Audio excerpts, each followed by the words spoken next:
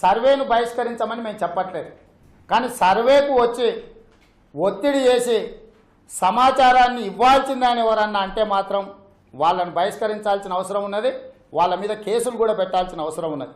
వ్యక్తిగతమైన సమాచారాన్ని privacy act కింద ఆర్టికల్ 21 ప్రకారం కాన్స్టిట్యూషన్లోనే వ్యక్తిగతమైన సమాచారాన్ని ఎవరికి కూడా ఇవ్వాల్సిన అవసరం లేదన్నది.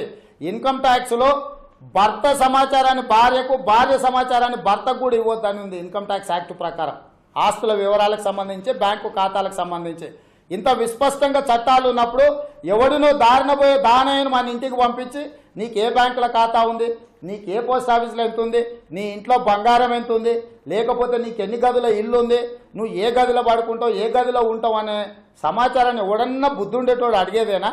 ఈ సమాచారం అంత ఇచ్చిన తర్వాత తీసుకెళ్ళి ఏ దొంగకో ఇస్తే ఆ దొంగ మన ఇంటి మీద పడ